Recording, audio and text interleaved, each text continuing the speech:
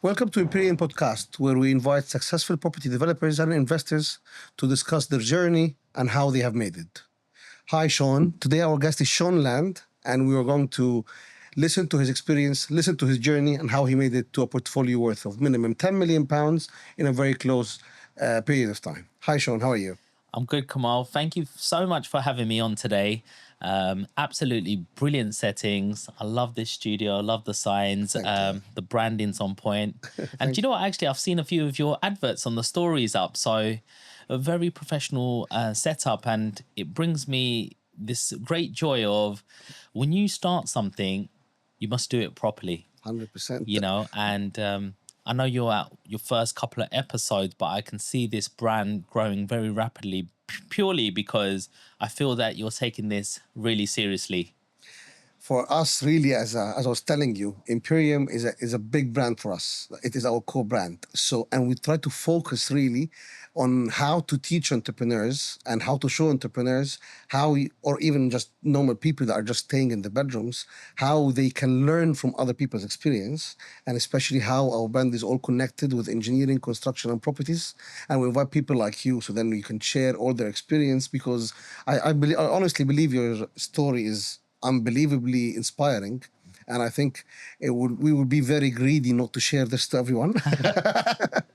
So I think it is definitely our pleasure to have you around, and I'm sure even myself and everyone will learn from your experience, especially how we were talking off records, how you started from a very young age, and Yes. now you're enjoying all the fruits of your hard work.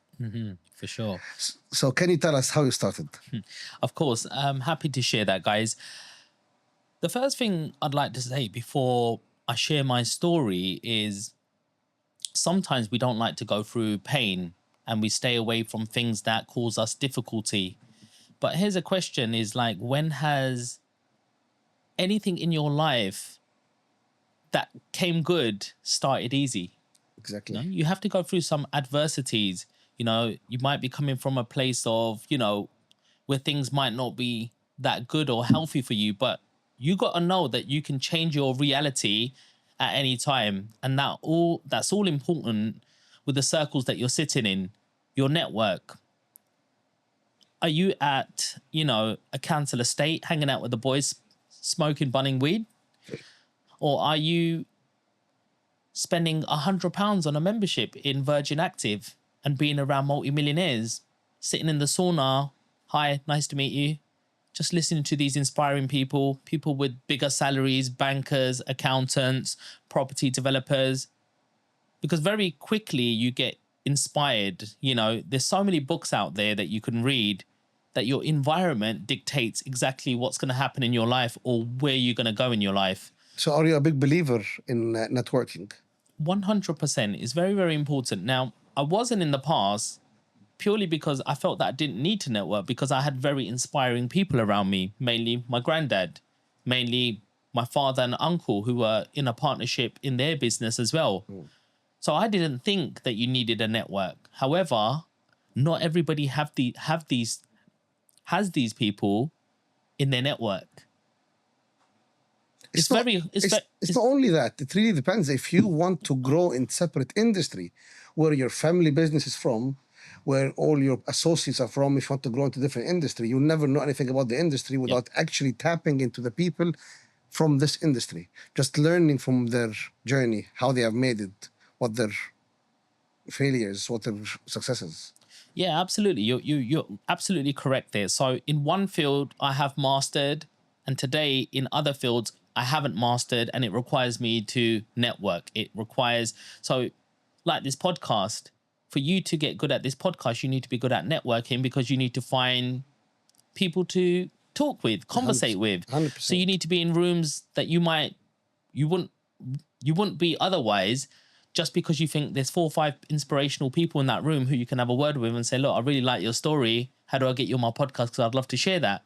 So you're doing something that you wouldn't normally do. Exactly. So going back to the story is I grew up in East London and I had 5 siblings, 3 sisters, me, and then my little brother as well. Went to normal school, average, not a private school or anything of that nature. And part of my reality was always our corner shop. And it was a real community hub. It was the place I went to when I wanted to see my dad. Okay. Because my dad would always be at the shop. Yes. Early morning, when we're going to school, he's leaving for the shop, have his cup of tea, he's gone. It's only 3 streets away. And when I come back from school, it would just be my mum at home. Here's your little snacks after your dinner. It's like, where's dad? Dad's at the shop. If you want to go and see him for an hour, go to the shop. So it was normal going to the shop. So I don't see this thing, work being separate and life being separate. It's a way of life. Exactly. So I've always seen that from the age of 8. And so my mind was very conditioned to that. Now, we wasn't that well off. A lot of people say, but your dad had a shop. Well, we had a corner shop. You know, you buy milk for 90 pence and we were selling it for £1.10. It's 20p. It's a penny business. However, it required a lot of hours there. So to get through them days, you had to make it very entertaining. So the guy who'd fill up the shelves, he'd be a really good guy that my dad would talk to, might have a cheeky little drink with. You know, it was a real community hub. People used to come into the shop, stop over. And this was a place where I learned. If I was ever 6, 7 o'clock in the evening, my dad would say, just sit down next to me, Sean. And I don't even want you to say anything. Just listen. I'll teach you. Yeah. Just listen. Just be present. And I'm like, but about what? You could just listen. And occasionally he would just test me. So somebody come to buy a bar of chocolate or had some fags or some alcohol, whatever. And then all of a sudden this test would come out of nowhere. So it'd be like, what did you learn from this situation? And I'll be like, what? Oh, this person asked for credit. Why didn't I give it to this person?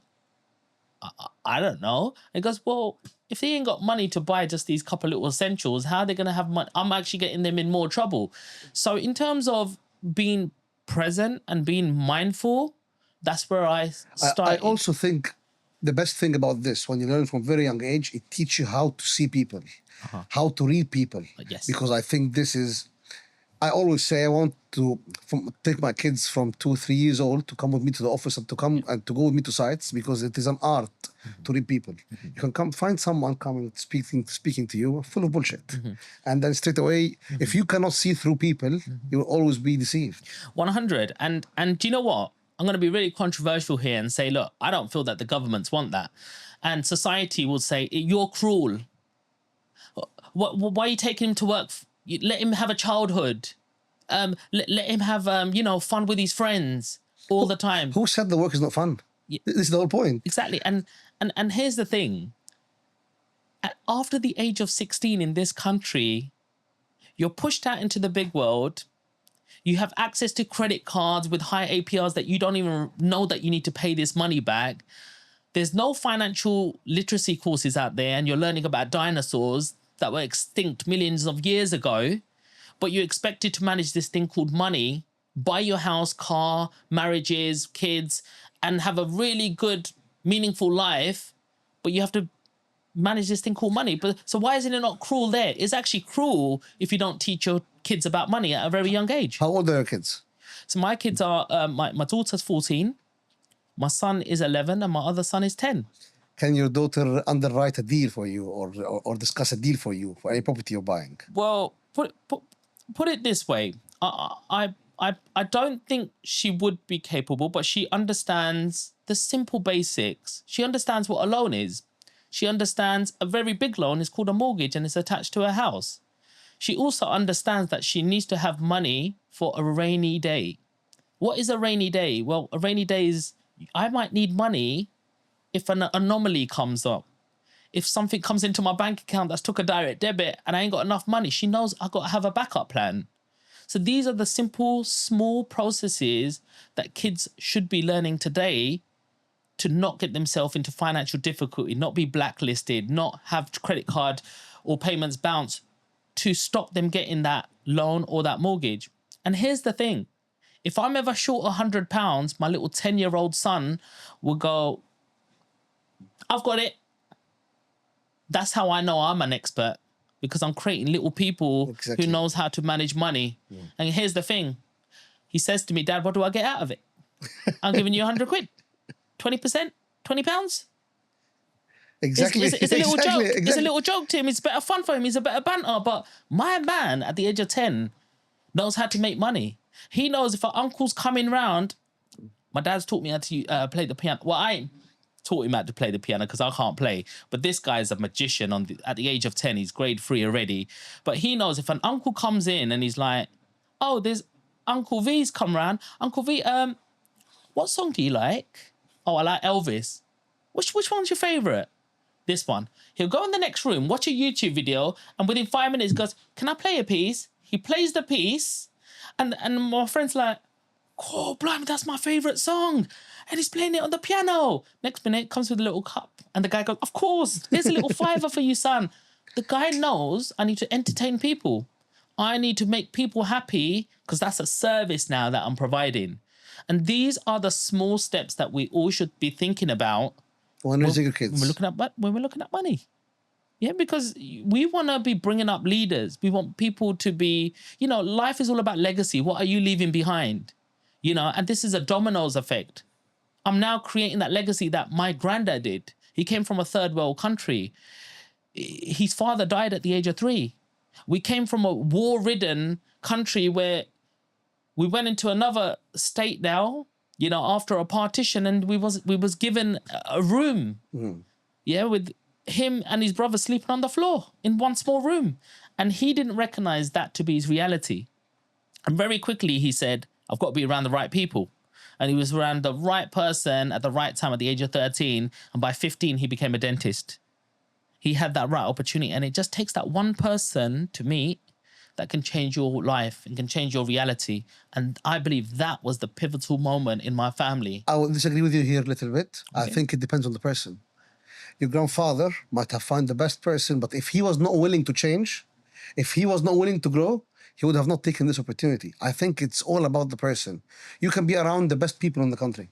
You can be around the best people in your industry. But if you are not willing to listen to them, because some people, Mr. Know-it-all and Miss Know-it-all, they think that they know everything and think they're experts. Probably be watching us now and look at these two people just talking nonsense. No, it's not nonsense. No. It is just the fact that you are not willing to listen to people and to learn. 100. No, I totally agree with you there. Like at the age of 38, multiple business owner. I've had restaurants during COVID. I've had maintenance companies, building companies, portfolio landlord. I still don't know nothing. I come out with zero ego. Yeah, that's the point. Because it's ego that actually gets you in trouble. Yeah, it's when you think I'm bigger than and better than everybody else. Very quickly, life will put you back in your place. And yeah. There'll be people in your life that won't be there at the end of your journey either. You're going to lose people along the way. I read something actually that was very shocking to me, that any successful entrepreneur needs to at least fail 4 times in their lives. If you fail less than 4 times, you haven't tried hard enough.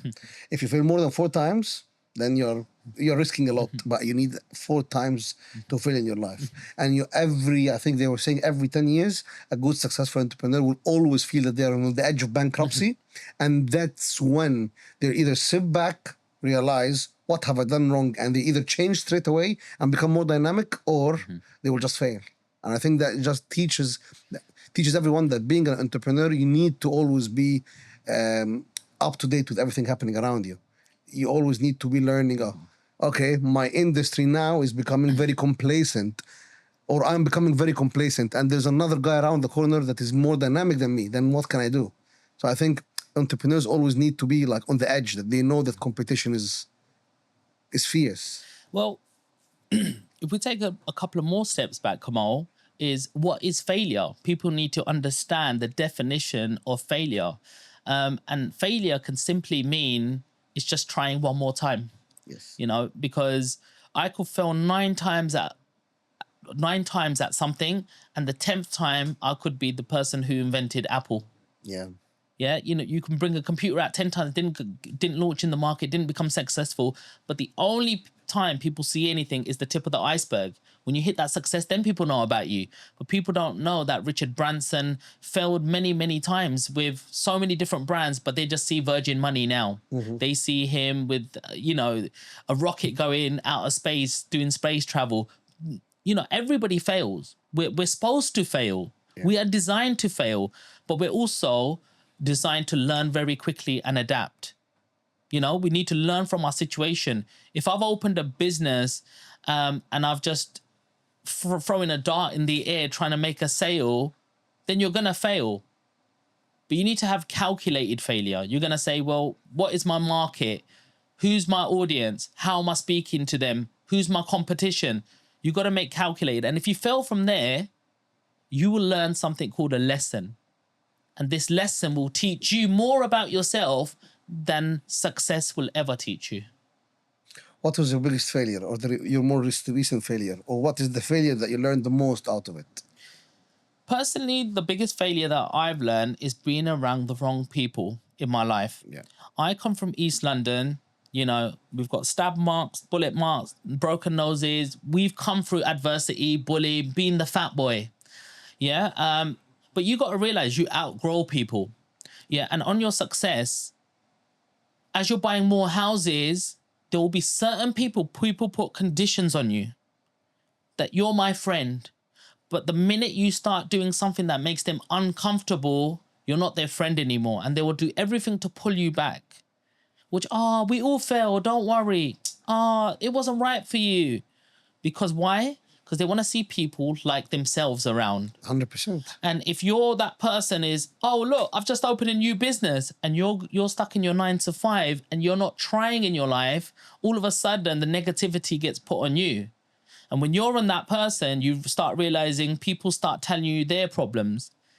And just you being you, good-hearted person who came from the same environment, so knows how it feels, you will try to fix that person. And you will try to help them. You know, they always say that people see their peers as their mirrors.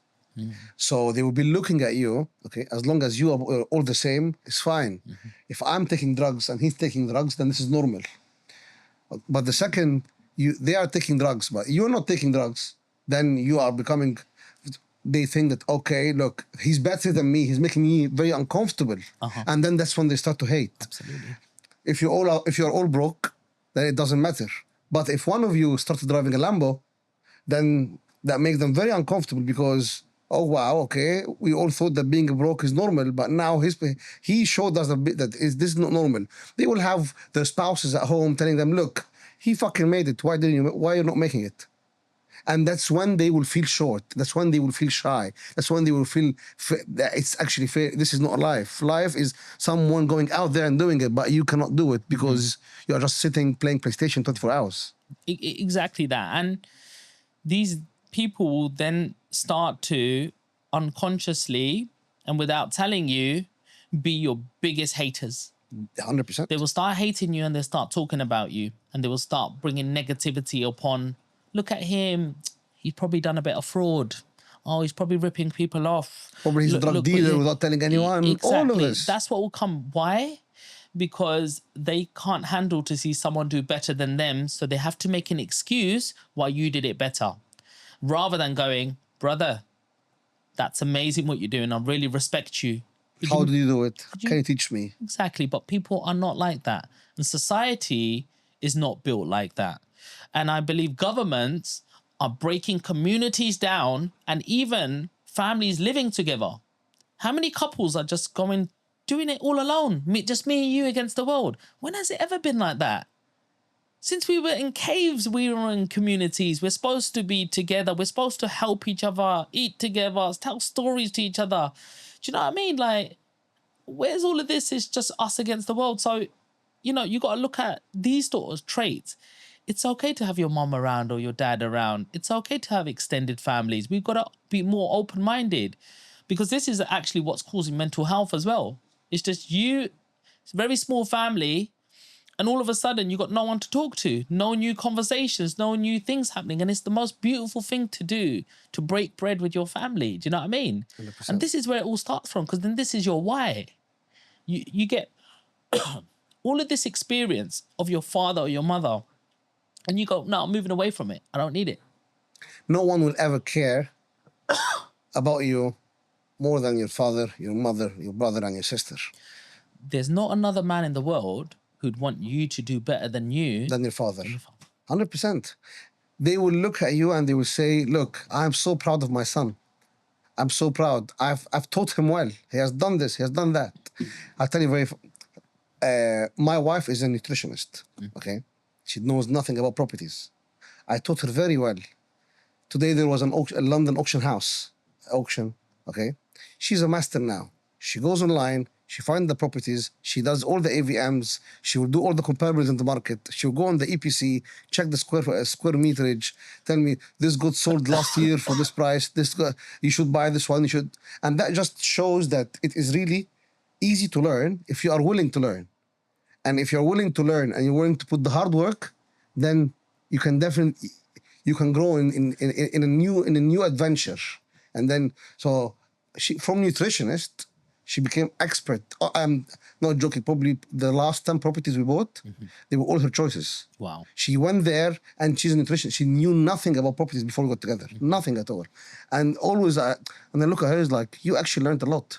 And that's why I think, it's all about the people around you. She will care so much that she wants us to buy the right property. She knows that if I buy the right property, get the right rental income, that all goes back to the family. It's all about the people. It's all about your small circle. It's only your small circle. And no one else cares. 100. And it's all about the why. Yeah.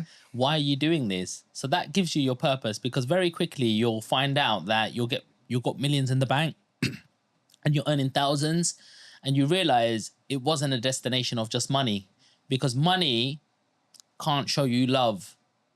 Money can't give you happiness. It's not that pot of gold at the end of the rainbow. Why do you see so many celebrities hit by mental health or going into homes where they're trying to manage their drinking problems or they've taken too much drugs? How many people have we lost? Whitney Houston, Michael Jackson went really quickly. Why do they turn to? Because this money is not the key to the happiness. It's the people around you. And so many people will tell you there's not more than 1-2 people that I can trust in my life. Yeah. So your why has never got to be about the money. Money is a byproduct of the hard work. So the story that you've told us, Kamal, about your wife, she feels that if she finds the right deal, my husband's going to be happy. A bypass, it supports our family. But it wasn't just primarily just money. It was something you can both do together. It's not only that. It's just about, I'm not on this journey alone. It's just all about, having the right companion with you, having the right person that, when I buy it, she will be with me in the room if there's an auction or something, especially London auction house, because it's like live and they actually say your name, and she'll be more happier than me that we both. I got used to it. I got used to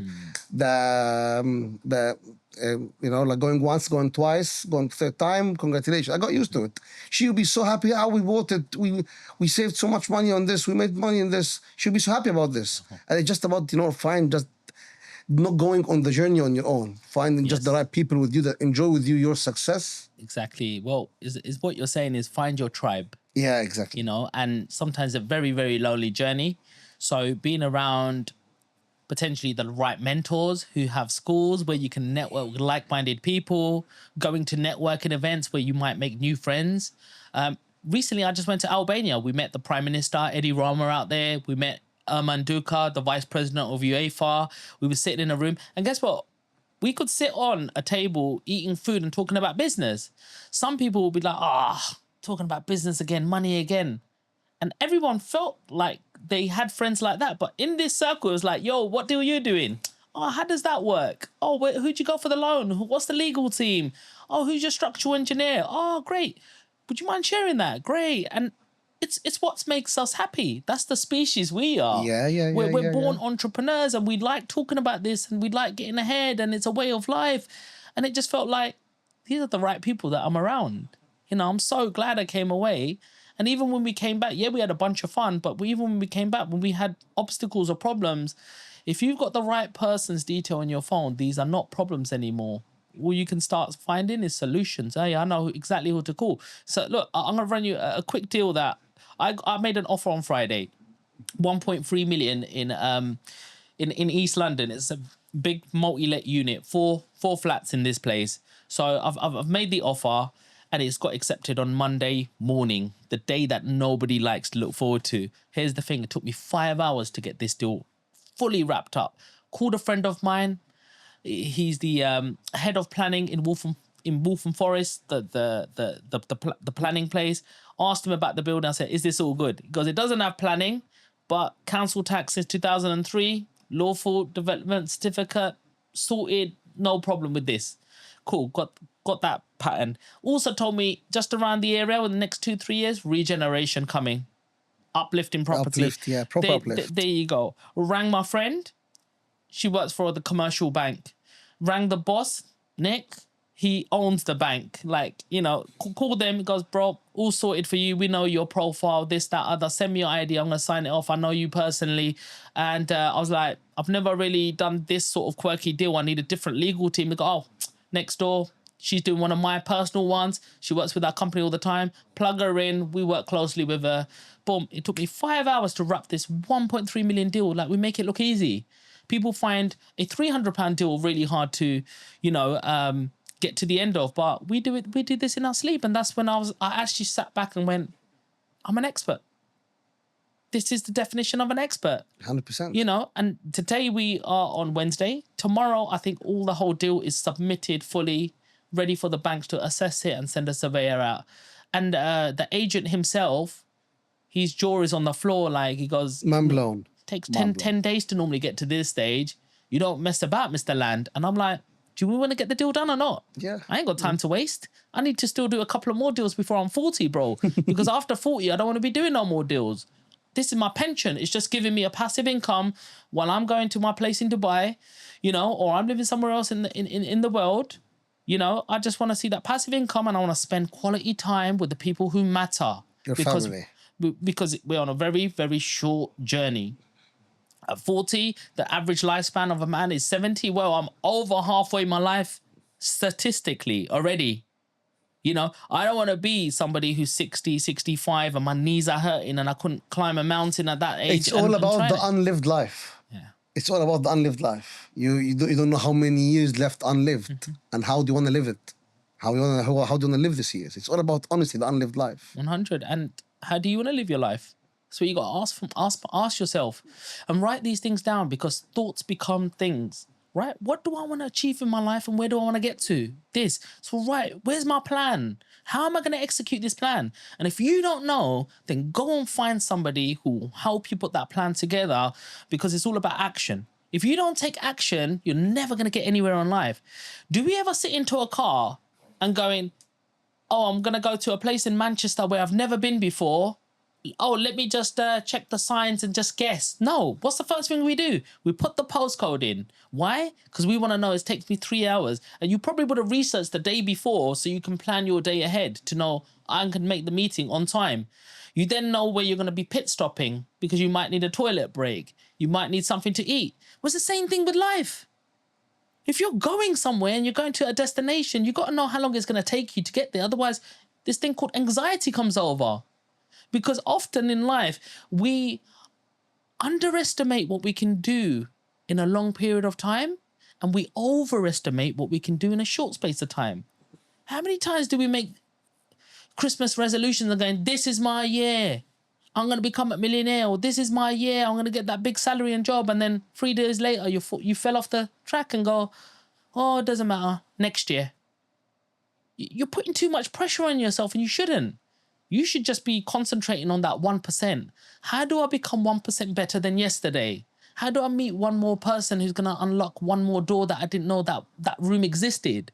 How am I going to get more experiences? How am I going to learn more than I knew yesterday, so then I can look at other things differently and going, I actually know how this works. And that's an opportunity. Because often we can walk past opportunities because we don't know it's an opportunity, because we're not educated. So this is the main thing that I like to tell people is, come on, life is very short and it's a short trip. Yesterday I was 18, 19, 20. I was at university. Today I'm nearly 40 and halfway through life, my kids are nearly big, and it's just like, how much more do we have to go? And I know how I want to live, you know, life on my terms. But what are you guys doing at home? Because this is what it's all about. It's providing value to you guys at home, you know, to inspire you to say, I need to take action today. Because tomorrow never comes. When tomorrow is tomorrow again. What do you think of people out there that they say we cannot start now because we already have a family, and we cannot do anything because we already have family, we already have commitments, we cannot jump ships? If someone is working in a bank or working in an accountancy firm or working as an engineer or working whatever, and he's very scared and very terrified to start their own venture because they think, oh, I have a family, I have kids, I'd rather just have the safe route instead of trying to jump ships now, and it might cause me everything. I would then have a conversation with my 70-year-old self and speak to that person, and he's looking back at me and going, you're 38, son. You're just a little baby. You've got your whole life ahead of you and you're making excuses. You've got 2 arms, 2 legs, and you've got a willpower to do something. You're making excuses because that's all it is. It's excuses. If you can see somebody else in your reality doing it in front of you, then it's possible. It really is. Remember, the president of the United States runs a state 50 times bigger than the UK. He has the same 24 hours as you do, boy. Yeah. So why are you making excuses? Because that's what we're very quick to do. 100%. We're very quick to say why we can't. Tell me how you can. Because how are you looking at life? Are you looking through the negative lens or are you looking through the positive lens? Because a positive lens will show you why that glass is half full and not half empty. If I'm negative, I'll be like, I can't do it because of this, this, this. If I'm positive, I'll be saying, I can do it, or I'll put this together. If I failed, I can do it differently next time, or I can get one of my friends to JV with me because they're good at that. You're just trying to put the bricks together. You're trying to put the puzzle together. You're looking at it totally different. You're excited. And this is another thing. We need to do stuff that we're more excited about or we're inspired about. If you're sitting down and you're a videographer, you shouldn't just be thinking, I'm just putting the camera on and that's it. You should be thinking, well, how can I replicate this formula and help other people do the same thing? And if I can't get there, well, how can I broker somebody cheaper to do what I do, but I just plug in the system more clients? And all of a sudden I have this thing called a business. And all of a sudden what I'm earning in this entity, maybe £1,000. If I do this over 10 people, I can earn £10,000 in a month. And that'll be better than my current job, so then I can leave. Exactly. And this is what you got to do. You got to learn the entrepreneurial sort of side of things, and you got to learn how business works. And obviously school is not going to teach you, because the school is run by institutions, government, and who's behind the government? There's institutions who say, we need a workforce pushed into our jobs. We need the teacher standing up there, because people need to know. We need to look up to one person in the head of the class and nod our head and listen. And if you don't listen to that teacher, then you're in the headmaster office, and that's the worst thing, and you get kicked out. Same thing as a job. When you're not doing your job properly, you're getting a disciplinary. Yeah, you get somebody taking their notepad out, subscribing while you're not doing your job properly, or how you broke some of the rules or regulations here, and then you get managed out. And so school conditions us, you don't want to be in the headmaster's office. So we get plugged into these sort of systems. We've got to learn you can actually live life on your terms. And there's something called a PAYE system. PAYE system, but there's also something called a business system, and there's corporation tax. Corporation tax is at 19%. After you earn 12,570, I believe at the moment, it's all tax-free in your PAYE system. Then you get taxed at 20%. Then you go into the 40% bracket, then 50%. So there's actually not that much difference between a 60,000 salary and 120,000, because it's not in correlation. You're actually penalized for earning more in a PAYE system. It's just about £1,000 or £1,500 difference. And people scratch their head and go, hang on, I'm being outdone here. So what's the trick? As soon as you get yourself in a good position, don't start living that lifestyle, because the house that you live in is not an asset. It's actually a liability. You got to realize that house that you bought to live in is a liability. Why? Because every single month, it takes money out of your pocket paying that mortgage. So what is the right thing to do? Well, if you bought a house and you rented it, guess what? Somebody else is paying that mortgage and you get something left over. And what's another thing is that house appreciates in value, and later on, you can pull money out of this house tax-free and buy another one. And then get the second house to pay for something else. Third house pay for something else. It's all about the passive income. Exactly. And if you put it in the right structure, you're only going to be paying 19% corporation tax. And imagine you grow your business big enough, you can then afford to leave this PAYE system And guess what? You then become an employee of this company. And you can then start paying yourself, 12,570. I'll have that because that's all tax free. Give me that. Oh, guess what? I've got a partner as well. Let me pay her as well because she's part of the company, because she's helping finding these deals and doing my filing for me. Hang on. I've just got 25,000 tax free. And then guess what? After that, you can start paying yourself dividends at very low amounts. I think the first 5 grand are tax free as well, something like this for dividends. Well, this is the next point. I'm not an accountant, so I'm not sure, yeah. But you can play the system very smartly. And guess what? That phone that I'm picking up is for business calls. It's a business expense. That office that is at my house that uses electricity and all of the amenities around, a portion of that can be a tax, deductible, because this is contributing towards my business. That electric car is fully Paid tax off, deductible. Yeah. So then all of a sudden you're in this new system where, hey, hang on, there's all these benefits. No wonder the whole government system is not telling you to be an entrepreneur. Because they want to tax you as much as they can. There you go. 100%. You know how much Amazon paid taxes last year in the UK? Probably nothing. Because they just know how to play the system. Mm-hmm. You know how much Uber paid taxes last year? When I order Uber from my phone, it's Uber Ireland. Nothing. How much all eBay pays, I don't know. Adobe, all these companies, no one pays. You just know what are the best loopholes, and you just build your business, making sure that you are addressing all these loopholes properly. And the most important thing is, who pay the taxes is people who are employed. The PAYE pay 20%, 30%, 40%, 50%. 50% of your salary will go to people you do not know. You know this? When you think about it this way, it's actually a shock.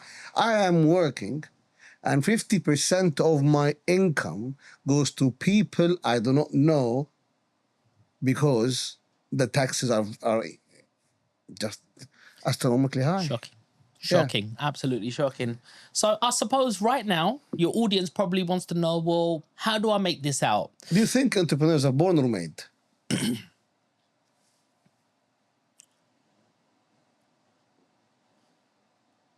In my circumstance, it's a bit of a collaboration. I think you come to a crossway where you can become an entrepreneur if you want to, and you're around the right people and you're coachable and you can get it down low.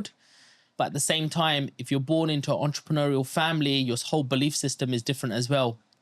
I do believe one thing. I believe that if you went to uni for 3 years, or if you went to try to do your own business or work for 3 years, I reckon you'll be more of an entrepreneur through this sort of route than going to study. Mm-hmm. Because you're trying to study a book and cross the I's and dot the I's, across the T's, and trying to know it, but there's nothing that will hit you harder than life itself, or falling over when you're going to make a mistake.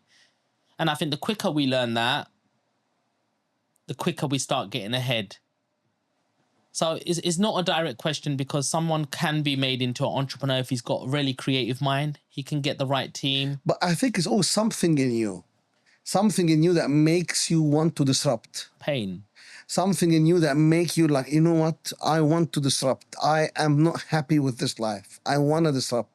I want to earn more. I want to do better. I want to be controversial. I want to go out there and find solution for something. Mm-hmm. It's something, I think it's something for your son. Mm-hmm. Looks like he'll be a very good entrepreneur. Yeah. From the beginning, he's giving you £100 and asking for interest. Yeah, but it's not giving them, it's not letting them be comfortable. From my point of view, people might call me a cruel dad. Because I don't just go to JD Sports and buy them trainers that you want. But you got 10 million. Why can you not do that? Why? Why should I? They haven't earned that money. They haven't worked for it. They don't know what it feels like. I've had days where I haven't eaten because I'm like, I want to pay this guy in front of me for that day, so I can make it right in my head that I'm not splashing out money for no reason. That's how I manage risk. Tell us how you made it. Yeah, so it's a very good point. How did I make it? Well, I worked from the age of 8 in my dad's corner shop. And I used to price up items, used to speak to, all the customers and stuff. And I didn't know it at the time. But that period in my life taught me a load of things. It taught me first of all, about VAT and markups. So I realized that VAT was a portion that went to the government, 20% after we worked everything out. So it's not always all your money. And the second things I learned about markups. So I realized if you bought something, you had to put this thing called a markup on, which was 35%. Why? Well, this pays for your staffing, it pays for your heating and lighting, it pays for all of these other expenses that helps you run this business. And then you come to the final figure. So I learned at a very young age how to look at money. And that made me look at money very, very different. How I use money to make more money and how I teach my kids about money also. I also learned a little bit about people. And I realized that if you make people happy and you remember their names, small things, they would just keep coming back. So these are the traits that I didn't allow to just walk past me. I realized how to please people. Hi, Tracy, Silk Silver. Hi, we've got that special soap powder that you wanted. Oh, just for me. Yeah, just for you. That's my customer buying off us all the time. So I learned all of these traits. But very quickly, I realized that my dad didn't pay me. And he barely gave me this free 25p Panda Pop. So I wanted to earn my own money. So on holidays, I used to get in the van with him and we used to go shopping. And it was a place called Cash and Carry. And this is where it wasn't one item like in the shop. It was 10 of them items in bulk. So when we went there, my dad goes, it's time for you to start working. I said, yes. Because why? Because I'm going to start earning money, £3, £25 an hour. So I started working in the cash and carry and I was the cashier. And I started lifting these heavy boxes, scanning them and putting them on another trolley and making the itemized bill. And I learned two special things in this job at the age of 13. Number one, life sometimes gives you obstacles. So my back started hurting picking up 25 kg boxes. I'm 13, 14. And I'm like, this is very tedious. But then I spotted a barcode, 8 digits. So I put the barcode in and that item came up. Guess what? No more heavy lifting, no more breaking my back. So often life presents you challenges and all you got to do is take a step back and just have a look at a situation and think, how do I work more smarter with this? The second thing was just by being a little bit courteous. It was an older lady who had a shopping trolley, and trust me, these metal trolleys, if they catch the back of your ankle, you're finished. Like you're hobbling for a few days.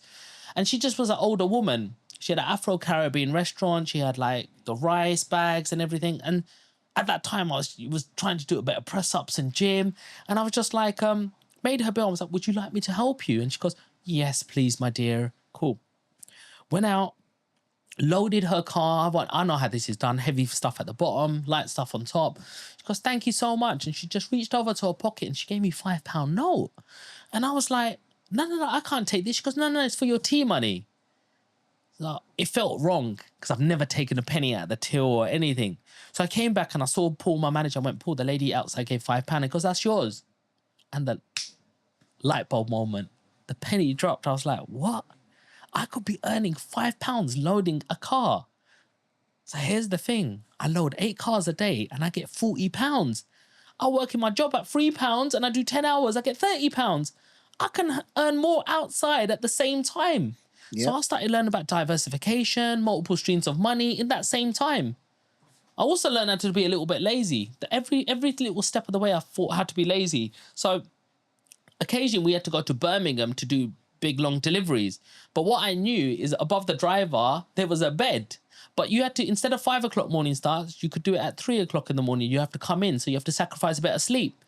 I thought, this is all right. I ride my bike, got there, locked it up in the garage bit, went straight in and went to sleep for 3 hours. And then you just like, knock, knock, knock. We need to unload. We have to pump truck this pallet off, take it off and load the car. And that's it. Our work's done. And by the time on the way back, I just wanted to look at the scenery, you know. I wanted to look around what's around me. I've never seen Birmingham. Yeah.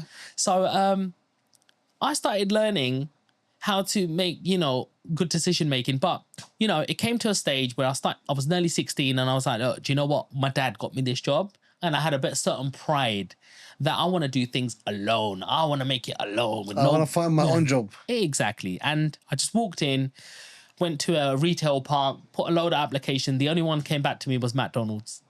And I started in McDonald's and I nearly got sacked on my first day, which was the biggest shame. How? So I went into they chucked me. Remember, I'm this little 16-year-old. There's all these big men around me in white shirts shouting, 5 doubles, 6 regulars. I mean, when you go to McDonald's, you just normally pick a burger up and you eat it. Who knows it consists of a caramelized bun, some ketchup, mustard, onion, pickles, cheese, the meats freshly off the grill, salt and pepper. We don't think about it like that. So when I'm chucked in and it's this big dressing table, they put buns in front of me and they say, dress it. And so they put these 5, 6 different ingredients on, and I just couldn't get it because it was just too fast paced. And they were like, get him off because he's stopping the flow. And I was just so red in the face and I was so embarrassed. And I went, please give me something else to do. And they go, put him on chicken side. So I went on chicken side, and all you had to do was put this basket down of nuggets, 3 minutes, 30 seconds, lift it off, put it on a tray, scoop it, and just put 3 or 4 nuggets in a bag. And that was my job for 8 hours that day. And I was so embarrassed. But you know what? I was like, at least I didn't get sacked. And this part of my life taught me a lot about failure. Because on that day, I failed. I didn't learn nothing from my shop. I didn't learn nothing from this cash and carry. I nearly got sacked. But it's how you deal with failure. And I wasn't going to let that determine who I was or what I was. So I started learning how to make the chicken burgers, how to make the filet or fish burgers. And very quickly, I said, can I have a go at the fries? And everything needs fries. Every meal, remember, every meal has fries. So I learned how to do fries, and very quickly I learned. And then I faced my arch nemesis. I went back to grill side because I was like, I'm not going to let you. I'm a lot faster. I know where things are. I know the pattern now. Learned my grill side. And, you know, sometimes you got to learn about life and how coachable you are. Because at that stage, I could have left it and just could have stuck to the nugget job and just coasted along in life. But when that's coasting in life ever taught you anything, it's sometimes when you're in deep waters, you learn how to escape out of that. Yep.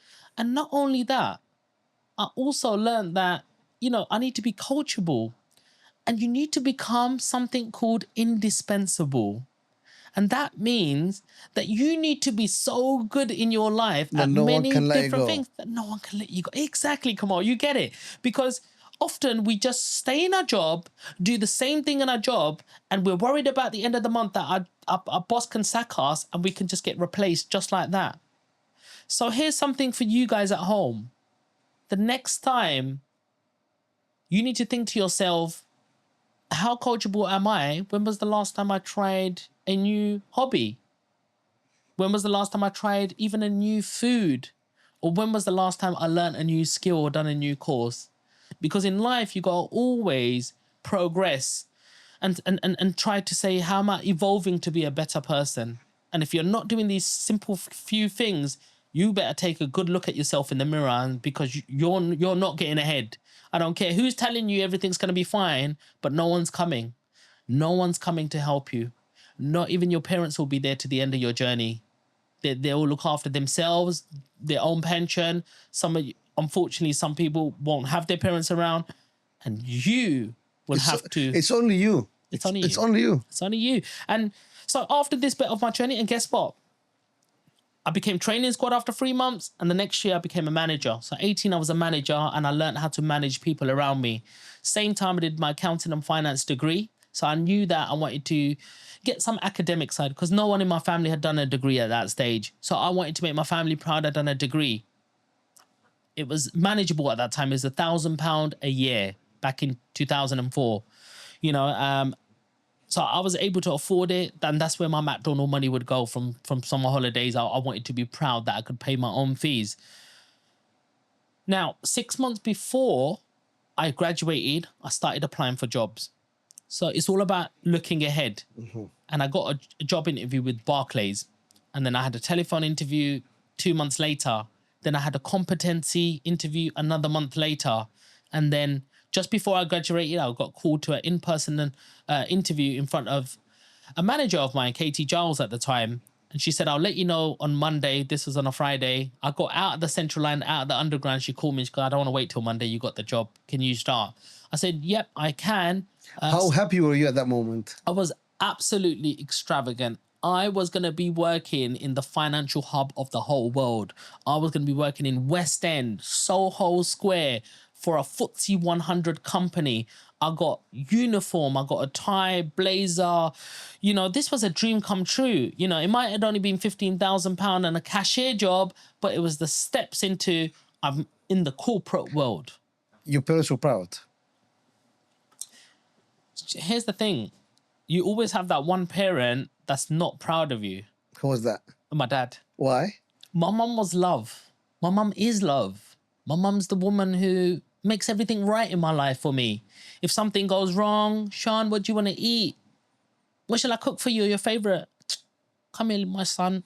Let me talk to you about something. I didn't like the way you spoke to your dad. That's disrespectful. Don't want to ever see that again. You know you're my champion, my little boy. I would listen to her.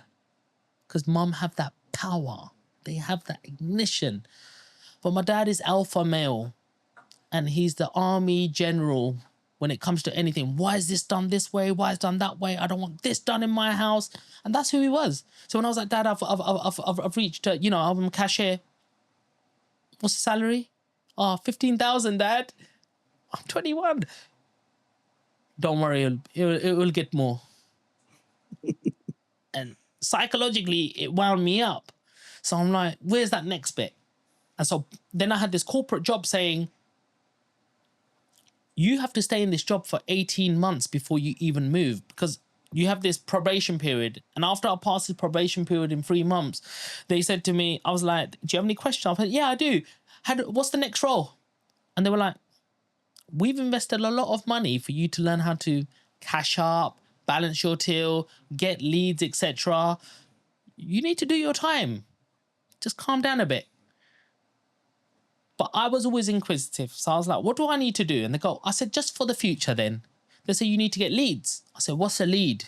And they said, well, as you're cashing up, if you bring this gateway system up, you can go into somebody's profile, check out their direct debits. These are the biggest loans they'll have. It will be a mortgage company. Okay. And if you go into that, if the payments change, it means they've gone on a variable rate, which means we can now do that mortgage for them with no penalties. On a fixed rate.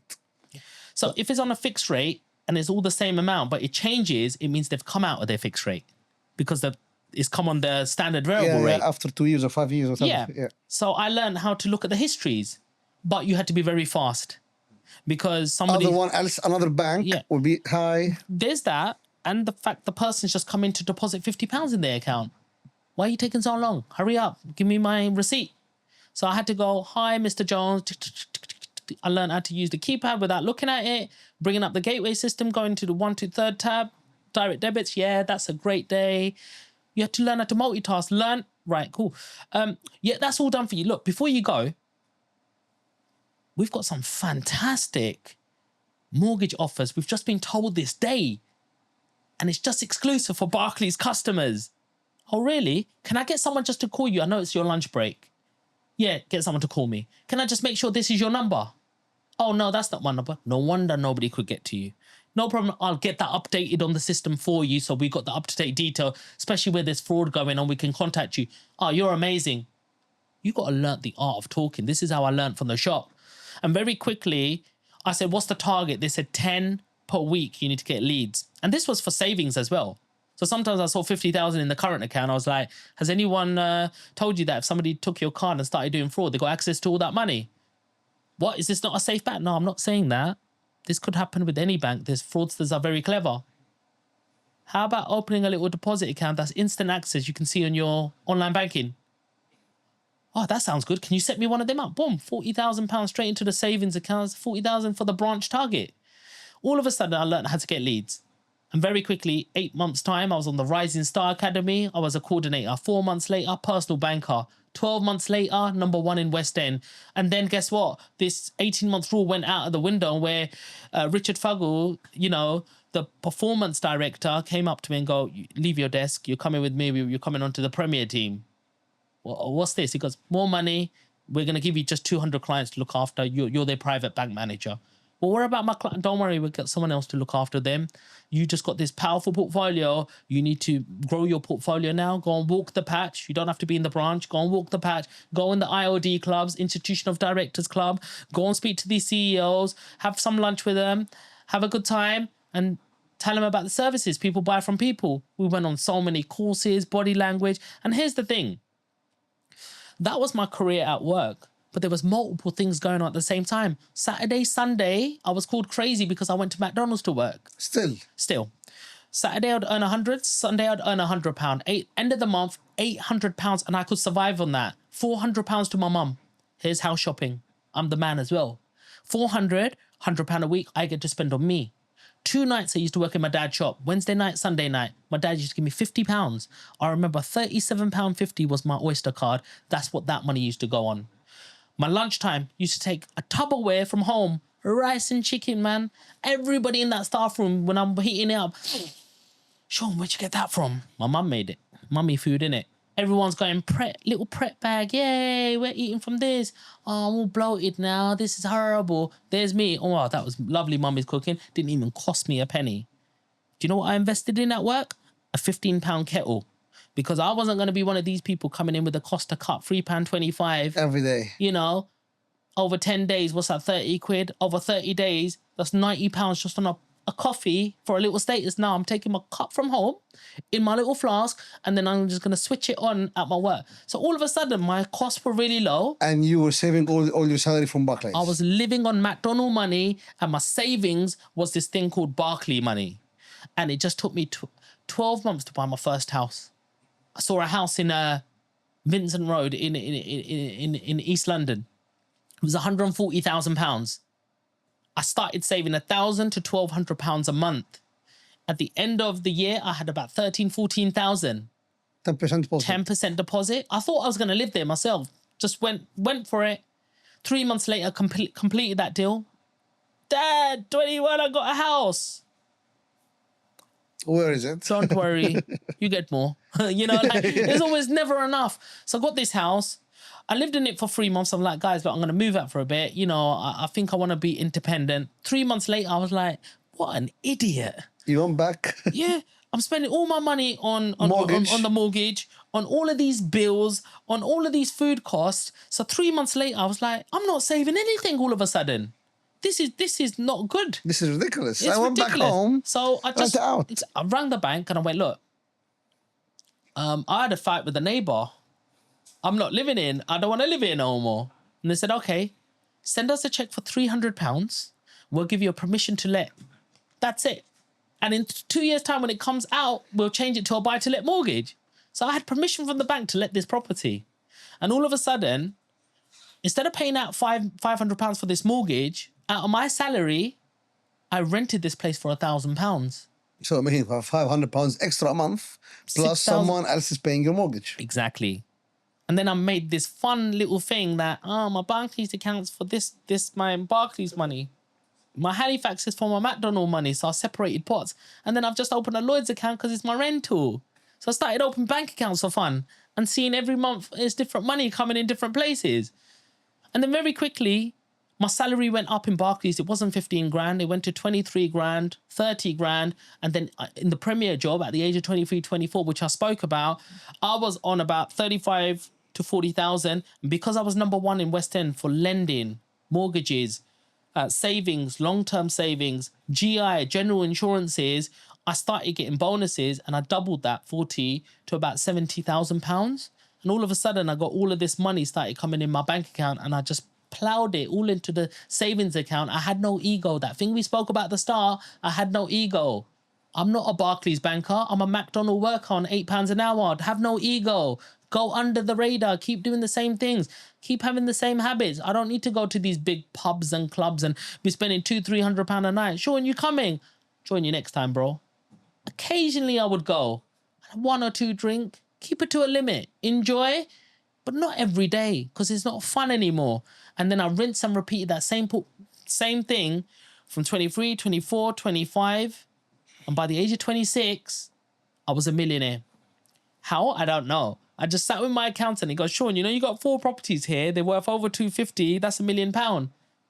So that's called being an asset rich, millionaire. So I became a millionaire, and I came to this point where I bought this house and it had 1.5 bedroom. And this was one of the last houses left in Stratford, where Olympics happened, Westfield, the largest shopping center in Europe. Like, we didn't know that any of this was going to happen. All I just was connecting that, hey, I'm living in a place where there's well connected with trainway links. There's good shops. So if I was to live here, I could go shopping there. I could get to work on these trains, or I could work around here. It seems like the right ingredients to buy in this area. So I bought this house, 1.5 bedrooms. I had planning permission accepted on this house because it had this tiny little piece of land on the side. But the architect said he could get 2 more bedrooms upstairs and bring the kitchen across this side, so make 2 more rooms down this way, so we could turn it into a 6-bedroom. HMO. And at the time, I didn't know it was going to be a HMO, by the way. It was just an extension. I went, let's do it. So anyway, you could see this on my TikTok on the pinned, how I done the whole thing and how I made 600,000 in this deal. But it was amalgamation of a load of things. It was buying when the market was down, adding value by refurbing. And then what people don't tell you, when the market comes up, that's also market appreciation as well. That time in the market beats every strategy out there. It's time what makes you rich, nothing else. It is time what makes you rich. And the unfortunate thing about this one, Kamal, is the builder messed me about. I was doing stage by stage. I tried to monitor it as best as I could, and I gave him £4,000 for the roof. And I used to go running in the evenings, and I went past, opened the door, scaffolding up and everything. And I'm like, the roof still hasn't changed. Next day, he didn't know I was going. He came. I was working in the shop in one evening, Wednesday evening, he knew where to come. And he goes, yeah, love it. Hey, I bought you some honey. I went to Afghanistan. I bought you a present. Always lovely, sweet. And then he was just like, I need more money. I need more money. So I went, here's 2 more thousand. But look, here's the plan. We've broke this deal down. I've given you it for that, but I don't want to mess up on this project right now. Gave him 2,000. Going on my runs in the evening, check in, still no work done. Ringing him, not picking my phone call, not there on site. When I did catch him, I was like, bro, what's going on? Oh, my tools are there, this is there, things happening, that's happening. Obviously, people put the wool over your eyes. And it just came to a situation where another 3-4 weeks went. Nothing happened. I said to my job, I said, look, I need to take a career break. And they said, okay, is everything okay? I said, everything's fine. And at the same period, my granddad passed away. And this is the thing about life. Sometimes just when you think you know it all and everything's going great, you get carried away. It will throw you a curveball. Life has no, sympathy for you. And it made me realize, and my dad pulled me aside and goes, Sean, let me ask you something. Are you happy, son? And I said, yeah, I'm happy. Everything's good. And he goes, no, let me really ask you. Are you really happy? And then I realized I'm trading all my time for money. That 8-9 o'clock in the morning, I've left the house. Because I'm number 1 in West End, I don't leave at 5 o'clock. I stay 2 hours behind doing my research, looking at accounts, Dropbox, all of these other facilities. I don't get home till 8 o'clock and I've already lost my granddad. I've probably lost a few years. I could have spent some quality time extra with him. And I realized, do I want this from life? And I was like, no, I don't. And I said, from this career break, I'm not going to go back. But I leave the option open. I might go back in 6 months, but I'm like, I don't think I want to go back. So I done this extension because one of the builders stayed behind and said, look, he hasn't paid me either. Do you want me to work for you? I went, yes, let's do this, because you know where all the electrics start and finish. You know the plumbing. And I said, what do you need? He goes, I need material. And I went, Dad's got a shop. And he's got a big van. And he only goes shopping twice a week. The rest of the days, he doesn't use it. You go get the van, go to building merchants, get materials. Exactly that. And the second thing I said, what else do you need? He goes, a labourer. I went, well, I'm here. Again, I'm not a millionaire. I'm not a person with 4 properties. I have no ego. I rolled up my sleeves. I took a shovel in my hand and I started digging 600 wide, 1 meter deep until you hit the hard. What else do you need? Oh, chop saw. Oh, show me how to use it. Put your gloves on, safety. Pull it down, press this button, chop it. There you go. All of a sudden, I actually realized how I could motivate my builder. What do you need? If I work twice as hard as him, everybody should know in the building work, most of it is laboring. Laboring takes the most amount of time. If you meet a lazy laborer, the work won't get done. So I was the hardest worker. I learned how to mix cement. 4 buckets of sand, half a cement, put some liquidizer, put it in there. Here you go. Here's your mortar to lay your bricks. While you're putting that on, I'm not going to sit down and having a little fag break or a coffee break. I'm going straight to the front, getting the next mix ready in that turntable, ready that as soon as I know it's finished, here you go, here's more. Even they would be like, no coffee break? So yeah, have a little coffee break, but this is getting warm now. You know, this is going to go hard soon. So, we need to use it. All of a sudden, things were getting done fast. I learned how to project manage. I started learning how to look at building regulations after architect drawings were drawn up. Building regulation, okay, this is, a beam 4x2. It needs to be, waterproof. There's an insulation, King's plan, 100 mil for, now it's 120 for the ceilings. Here's electrics. I started learning the whole thing. And I'm like, it's not that bloody hard. It's not hard, it's Legos. Once you get your head around it, it's easy. There we go. And then even in some cases like yourself, I started looking at engineer drawings. All of a sudden, when I was doing this first story extension, there was like, you need a beam. Have you done your calculations? What calculations? Well, what needs to be calculated? Well, someone needs to know how thick the beam will be, the size of the beam, will be supported, all of that. They made mistakes where it wasn't fire retardant paint on there. Yeah. So you started learning, it needs to be red paint, how to get it cut, this. And before long, next door neighbors kept knocking, going, can you render my wall? Yeah, Imran, can we do this? Yeah, we can do it. Can you quote us? So I had a little look. I didn't know how to quote these things. I was paying wholesale prices. All of a sudden, he said, sell at $5,000. $5,000 to just render the back of our house? Yeah. It's market. This market is actually cheaper than the market. I said, something's got to be wrong here. So I said to the client, £5,000. She goes, that's great. When can you start? Can you do it ASAP?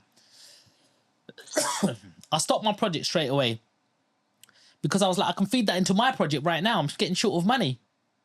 So we rendered it, and I realized these jumbo sands cost 50, 60 quid. We only needed a couple. These cements cost 10 quid.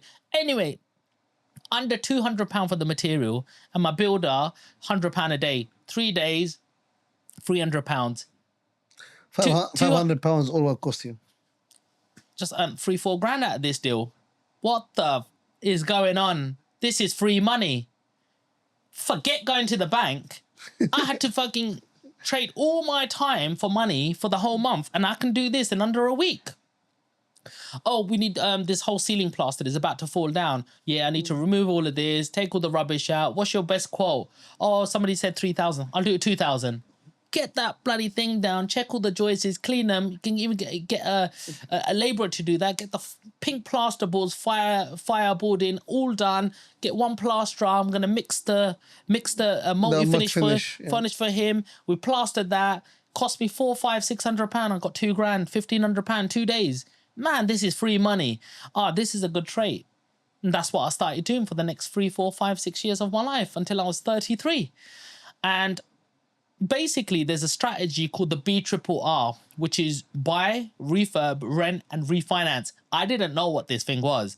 All I knew, I had to buy a house under market value, refurb it so it looks good enough to rent, and then all of a sudden, the broker would call you after a couple of years, and he goes, the mortgage is coming up for Buckingham Road. Okay, cool. What does that mean? Look, I thought it was a 25-year mortgage. No, but you got a product on there. Oh, okay. Well, I don't even know why I started this property journey. I bought it for 200,000. I've spent 50,000 on deposit. I spent another 50, 60,000 on renovation. It's cost me 110,000, and all I'm getting is this little rent. Actually, Sean, I've just looked at the book value. It's not worth 200,000. It's for 485,000. What? Would you like some more money out of it? How much can I have? I can get you a check for 150,000. What the? Where's this 150,000? I've never even heard about that figure.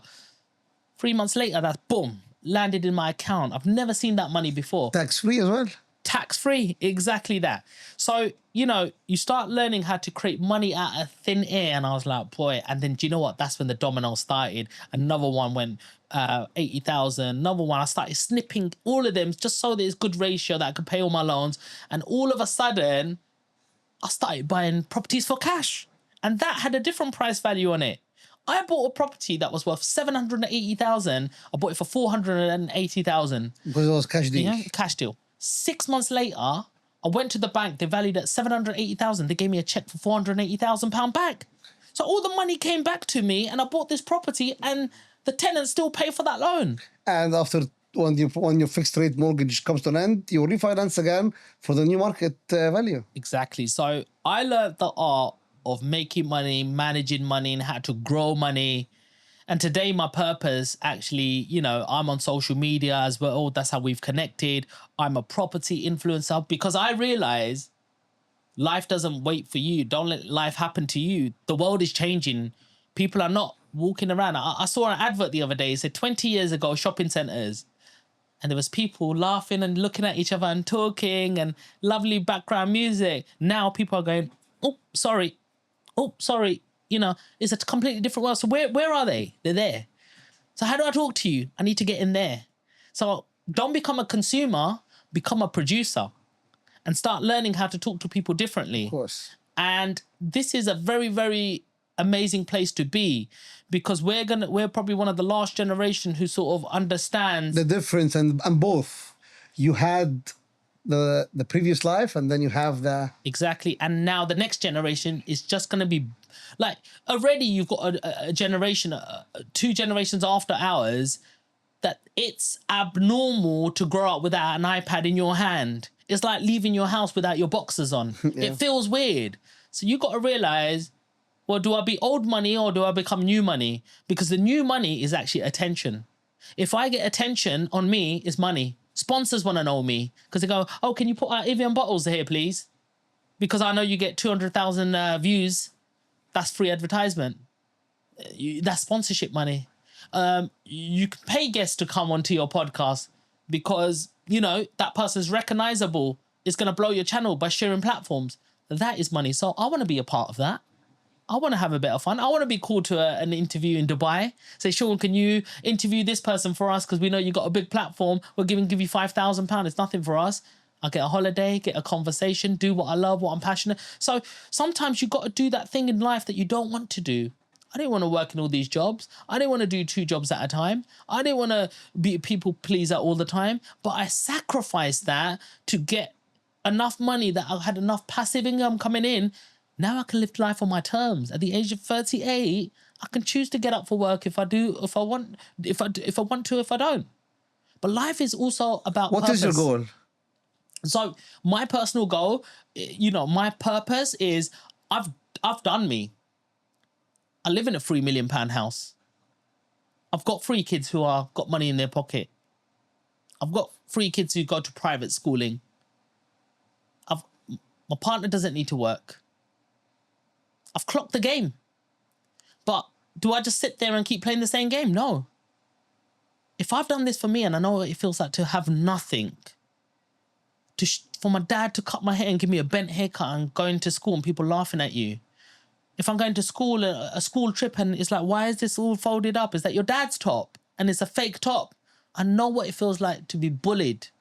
Or you don't know about diet and you're just your mummy's little boy and she just wants to feed you, but you're a fat boy in school. I know what it feels like to be down there. Anybody who wants to get out of it, there is a certain guilt within me. And how can I leave my people? How can I leave my tribe behind? I made it out. I've got a good life. I've got a good mindset.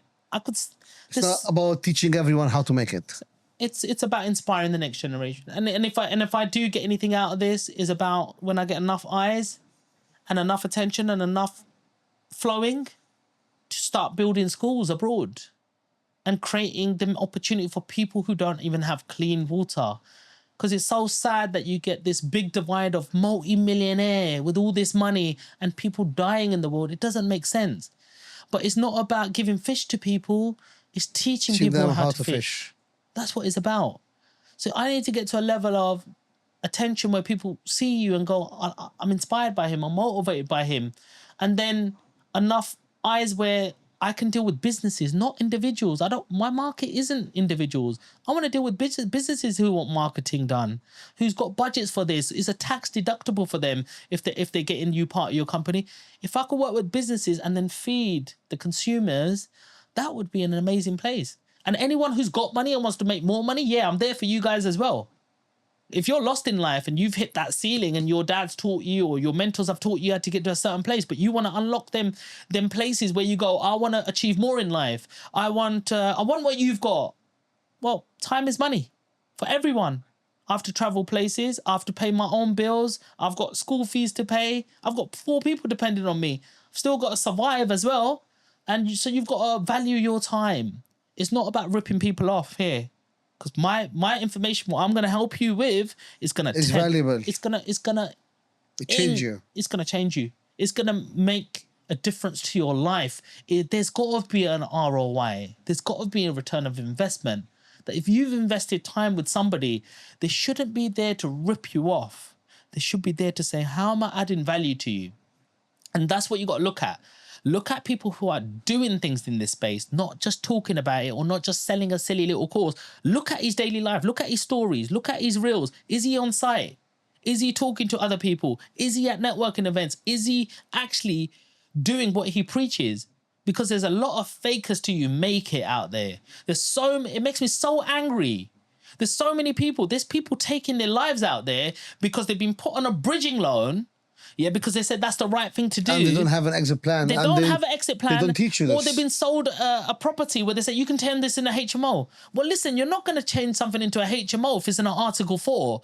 And if you've been sold a deal and then all of a sudden, what's Article 4? And then you can't change it and then you can't exit and they're not giving you your money back. And then you hear in the papers that that person has killed themselves in an unregulated sector. That's disgusting.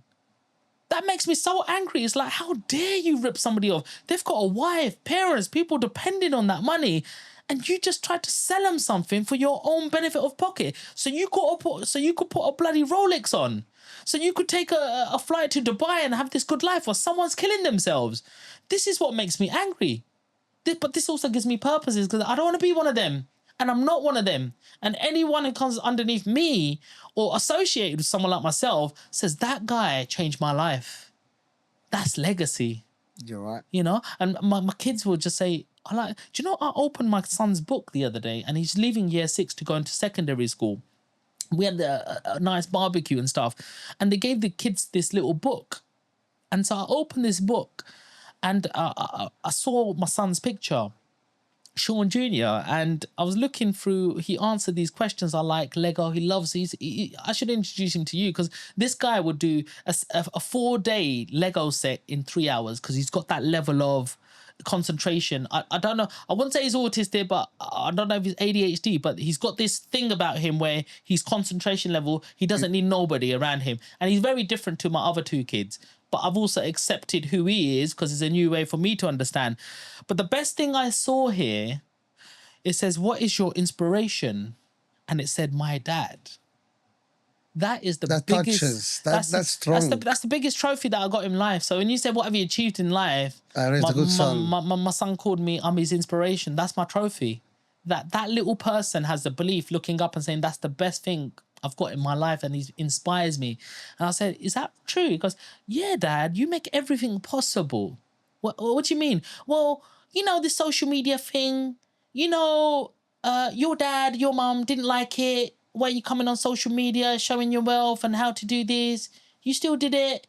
You're getting 500,000 views a month. Some of my friends have seen you. You've come and spoke in my school. You know, Dad, like, you just make everything possible. You're just the best dad. And it's just like, I'm creating this belief system in your brain. That you can do whatever you want. That's it. You can do whatever you want. And that's it. And so, but you got to realize there's this thing called mental health. And as human beings, we must have purpose. We must have this thing that we need to get up and hunt.